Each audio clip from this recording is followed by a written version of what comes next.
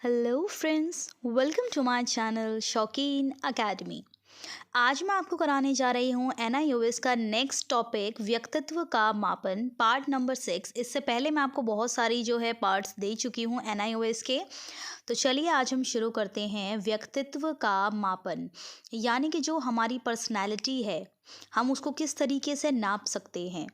देखिए, किसी भी व्यक्ति का जो संपूर्ण व्यक्तित्व है यानी कि पर्सनालिटी है, हम कभी नहीं जान सकते। अगर आप यूं सोचे कि हाँ भाई इस इंसान की हम पूरी पर्सनालिटी जान लें, तो ये कभी नहीं हो सकता। ठीक है। एक विशेष रूप से कोई परेशानी है उस व्यक्ति को, तो हम उस परेशानी को सुलझाने के लिए कोई टेस्ट कर सकते हैं। ठीक है। तो 3 विधियां हैं हमारे पास। सबसे पहली विधि है हमारे पास आत्मनिष्ठ विधियां, जिसको हम सब्जेक्टिव मेथड्स भी बोलते हैं। ठीक है। 3 मेथड्स हैं हमारे पास। एक है हमारे पास सब्जेक्टिव मेथड, एक है हमारे पास ऑब्जेक्टिव मेथड और एक है हमारे पास projective method. Okay. Subjective method को हम बोलते हैं आत्मनिष्ठ विधियां हिंदी वाले के बच्चों के लिए। ऑब्जेक्टिव मेथड को हम बोलते हैं वस्तुनिष्ठ विधियां और प्रोजेक्टिव मेथड को हम बोलते हैं प्रक्षेपण विधियां। ये बहुत ज़्यादा मोस्ट इम्पॉर्टेंट है। तो चलिए अब बात करते हैं हम सब्जेक्टिव मेथड्स की, यानी कि हमारी आत्मनिष्ठ विधियों की। इसको फ्रेंड्स हम पेपर पेंसिल मापन भी कहते हैं। ठीक है।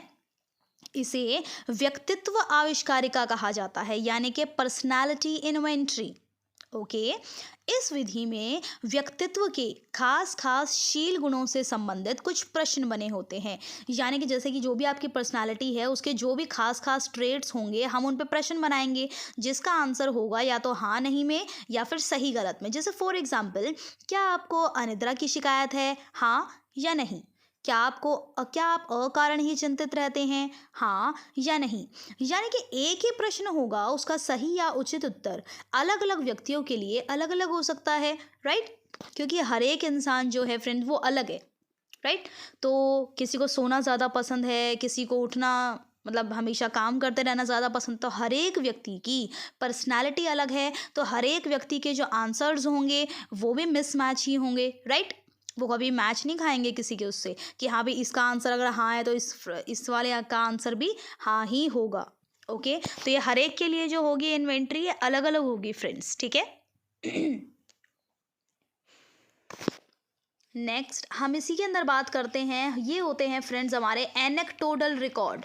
ठीक है। एनेक्डोटल रिकॉर्ड क्या होते हैं हमारे?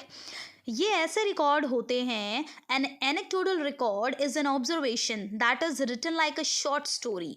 ठीक है। एक शॉर्ट स्टोरी की तरह जो है लिखा जाता है। इसके अंदर सारी की सारी चीज़ें नहीं होती है, लेकिन एक स्पेसिफिक एक्टिविटी का रिकॉर्ड दिया होता है। जैसे कि बच्चे के साथ जो भी चीज़ अलग हुई है ना, उस चीज़ को रिकॉर्ड करना। फर्स्ट क्लास से लेकर 12th क्लास तक की आपका आगे जाता है। जैसे फॉर एग्जाम्पल 4th क्लास में एक बच्चे की किसी से लड़ाई हुई, ठीक है, उसको हमने रिकॉर्ड कर लिया। जब हमने 10th क्लास में देखा कि उसका व्यवहार जो है बहुत ही ज़्यादा झगड़ालू है, वो क्यों है, तो हमने उसका पिछला क्या देखा फ्रेंड्स, एनेक्डोटल रिकॉर्ड देखा।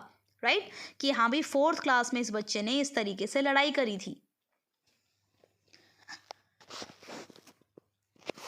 तो ये था हमारे पास एनेक्डोटल रिकॉर्ड, जिसके अंदर हमने एक एग्जाम्पल के थ्रू ये समझा कि उसने कोई भी चीज़ अगर करी है तो वो क्यों करी है, तो वो हमें एनेक्डोटल रिकॉर्ड में मिलेगा। क्योंकि उसके अंदर हम कोई भी जो है सारी चीज़ें नहीं लिखते हैं, हम उसके कोई एक स्पेसिफिक चीज़ों को रिकॉर्ड करके रखते हैं, और ये हमेशा जो है 1st से लेकर को 12th तक चलता रहता है।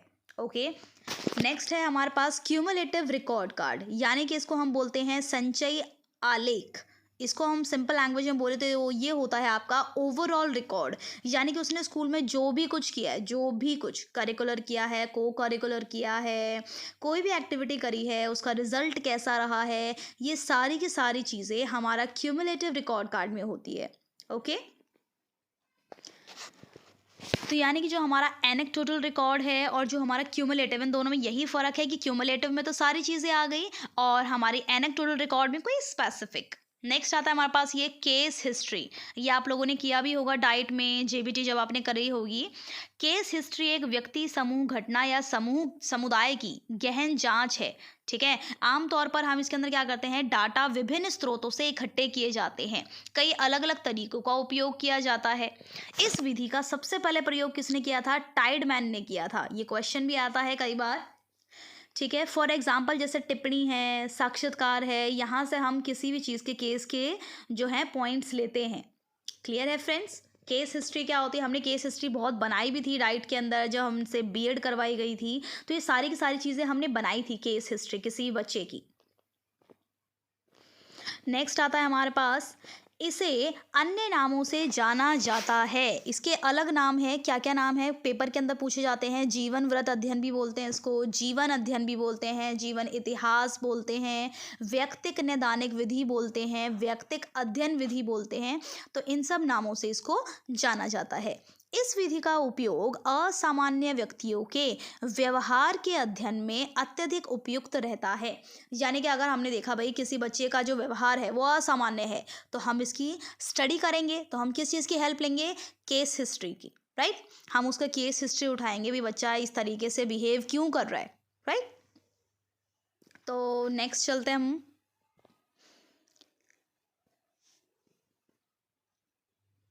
ऑटोबायोग्राफी पे, ऑटोबायोग्राफी क्या होती है फ्रेंड्स, आत्मकथा। यानी कि an autobiography is a self written account of one's life. The word autobiography was first used by William Taylor in 1797। Okay जो ये ऑटोबायोग्राफी है ये तो बहुत ही ईजी है, आपको पता होगा अपने बारे में ही सारे सारे अपनी पूरी स्टोरी लिखना। ये सबसे पहले टर्म यूज़ करी थी विलियम टेलर ने। नेक्स्ट आता है हमारे पास सोशियोमेट्री। सोशियोमेट्री यानी कि समाजमिति, इसका प्रतिपादन किया था जैकेब लवी मोरेनो ने।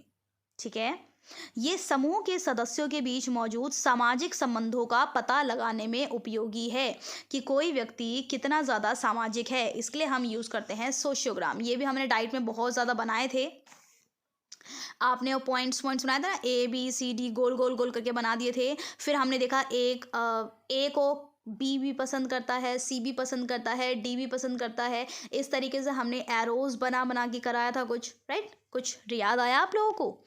सोशियोमेट्री में हम इसी चीज़ को देखते हैं। नेक्स्ट अब बात करते हैं हम प्रोजेक्टिव मेथड्स की, यानी कि प्रक्षेप। प्रक्षेप होता क्या है, अपनी बातों, विचारों, भावनाओं, अनुभवों आदि को स्वयं ना पता कर किसी अन्य स्टिमुलस यानी कि उद्दीपक पदार्थ के माध्यम से अभिव्यक्त करना। ओके, प्रक्षेपण शब्द का प्रयोग सबसे पहले सिगमंड फ्राइड ने किया था। ये जो टेस्ट होते हैं फ्रेंड्स बहुत सारे टाइप्स के हैं। सबसे पहले हम बात करेंगे टैट की, यानी कि थीमेटिक एप्रिसिएप्शन टेस्ट। ठीक है, इसका प्रतिपादक कौन था, मार्गन और मुर्रे थे, हार्वर्ड विश्वविद्यालय के थे ये। सन 1935 में यानी कि 1935 में, ठीक है, इसका प्रतिपादन हुआ था। इसके अंदर फ्रेंड्स बहुत सारे ना कार्ड्स होते हैं। अब ये जो भी आप ये प्रक्षेपण विधि पढ़ोगे इसके अंदर सबके अंदर क्या है, कुछ ना कुछ है, जैसे कार्ड्स के थ्रू किसी की पर्सनालिटी का पता लगाना, राइट। तो इसी तरीके से जो टैट है इसके अंदर फ्रेंड्स 31 कार्ड होते हैं। ठीक है, 30 पर चित्र बने होते हैं और एक जो कार्ड होता है वो ब्लैंक होता है, यानी कि सादा। ठीक है, इस परीक्षण पर 10 कार्डों पर पुरुषों से संबंधित और 10 कार्डों पर महिलाओं से संबंधित और 10 कार्डों पर दोनों के लिए चित्र बने होते हैं। बालकों को चित्र दिखाया जाएगा और कहा जाएगा कि इसके ऊपर आप कहानी लिखिए। अब ठीक है, कम से कम 10 कार्डों पर कहानी लिखवाई जाती है। क्लियर है फ्रेंड्स, ये कहानी लिखने का वो है ये इसके अंदर। इसमें व्यक्ति की रुचियों का, इच्छाओं का, आवश्यकताओं की जानकारी हमें इसके अंदर हो जाती है। ओके, मुर्रे के अनुसार इस परीक्षण के अंदर जो है विश्लेषण निम्नलिखित जो है हम कर सकते हैं। जैसे इसके अंदर होगा आपका नायक भी होगा, राइट, आपकी आवश्यकता है, प्रेस है, थीम है, परिणाम है, ये स्टेप्स होते हैं इसके अंदर फ्रेंड्स। ओके, तो यानी कि हम इसके अगर हम एक एक करके बात करें, जो मुर्रे ने पेपर दिया था उन्होंने क्या क्या चीज़ें बताई। उन्होंने नायक के बारे में बताया, हमें आवश्यकता के बारे में बताया, नायक के बारे में क्या बताया है, आवश्यकता के बारे में क्या बताया है, प्रेस क्या होता है या फिर थीमा क्या होता है, उसके आउटकम्स क्या होते हैं, ये सारी की सारी चीज़ें हम पढ़ेंगे। ये वाली जो हमारा टेस्ट है थीमेटिक एप्रिसिएप्शन टेस्ट बहुत बार आता है, कई बार आता है, तो आप ये समझ लीजिए कि ये होता क्या है। ओके, तो सबसे पहले हम बात करें तो नायक की। ठीक है, प्रत्येक कहानी में कोई ना कोई नायक होता है या फिर नायिका का पता लगाया जाता है जिस व्यक्ति की कहानी में मुख्य भूमिका होती है। ठीक है, जैसे आप पिक्चर्स भी देखते होगे, हमने देखा होगा ना उसके अंदर कि भाई पिक्चर्स होती हैं, उसके अंदर कोई ना कोई हीरो होता है, कोई ना कोई हीरोइन होती है, एक विलन होता है, इस टाइप से। तो नायक के अंदर भी सेम ऐसे ही है, प्रत्येक कहानी का कोई ना कोई हीरो जो है वो ज़रूर होगा, राइट। ऐसा समझा जाता है कि इस व्यक्ति कि इस नायिका या फिर नायिका के साथ जो है हम आत्मीकरण स्थापित करें। आत्मीकरण का मतलब होता है आइडेंटिफिकेशन। आइडेंटिफिकेशन स्थापित करेंगे और अपने व्यक्तित्व के शील गुणों यानी कि विशेषकर अपने महत्वपूर्ण आवश्यकताओं या फिर नीड्स को हम इसके अंदर दिखाएंगे। क्लियर है फ्रेंड्स कि नायक के अंदर हम क्या कहना चाह रहे हैं टेट वाले टेस्ट के अंदर, कि सबसे पहले हम इसके अंदर क्या करेंगे, नायक या फिर नायिका के रूप में जो है एक मुख्य भूमिका को स्थापित करेंगे। ठीक है, फिर उसके बीच में जो है हम एक आइडेंटिफिकेशन स्थापित करेंगे, फिर हम देखेंगे इसके शील गुणों में और हमारे शील गुणों में क्या वो है सिमिलैरिटी। फिर नेक्स्ट आता है आपके पास मुर्रे के अकॉर्डिंग आवश्यकता क्या होती है। मुर्रे के अनुसार मुर्रे ने 28 ह्यूमन नीड्स का मापन बताया था, तो जिसके अंदर से कुछ ये हैं कि needs for achievement, need for affiliation, need for dominance etcetera. तीसरा पॉइंट आता है हमारे पास प्रेस। प्रेस के अंदर क्या होता है, कहानी के उस वातावरण संबंधी बलों से होता है जिसमें कहानी के नायक की आवश्यकता या तो पूरी होती है या पूरी होने से वंचित रह जाती है। ठीक है, मुर्रे के अनुसार ये एनवायरमेंटल फोर्सेस 30 से भी ज़्यादा हैं अगर हम इसको बात करें तो। ठीक है, जो ये हम प्रेस की बात कर रहे हैं इसका मतलब होता है एनवायरमेंटल फोर्सेस, और ये मुर्रे के अकॉर्डिंग 30 से भी ज़्यादा हैं। क्लियर है। नेक्स्ट हम पॉइंट बात करेंगे, फोर्थ पॉइंट हमारा वो होता है फ्रेंड्स हमारा थीमा।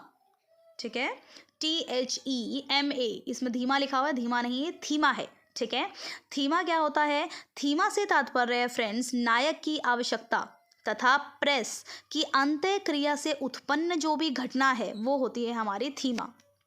थीमा द्वारा व्यक्तित्व में निरंतरता का ज्ञान होता है। निरंतरता का ज्ञान मतलब क्या है, जो भी आपकी कॉन्टिन्यूटी है उसका ज्ञान होता है थीमा से। नेक्स्ट पॉइंट आता है हमारे पास परिणाम। परिणाम का हो गया हमारा आउटकम, कहानी को किस तरीके से समाप्त किया गया है, कहानी का निष्कर्ष क्या है, वो निश्चित है या अनिश्चित है।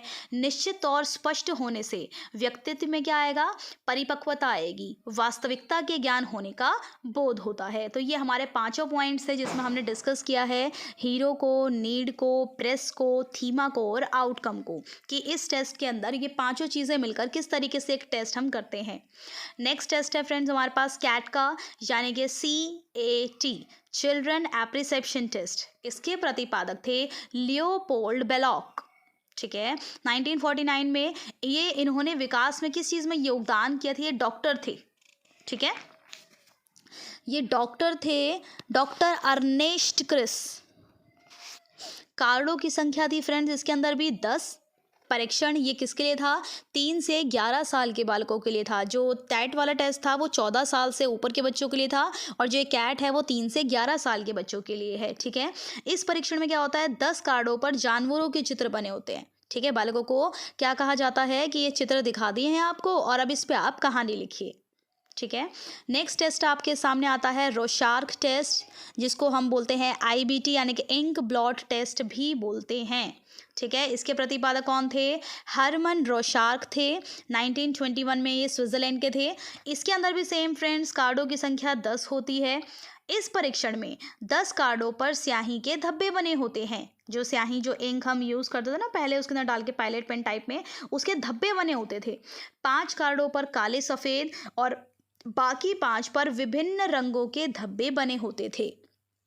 ठीक है, अब इसके अंदर क्या किया जाता था, बालकों को एक आकृति दिखाई जाएगी। ठीक है, आकृति दिखा के उससे पूछा जाएगा। ठीक है, और इससे फिर बच्चों की क्रियात्मक, भावनात्मक और संज्ञानात्मक परीक्षण किए जाते थे।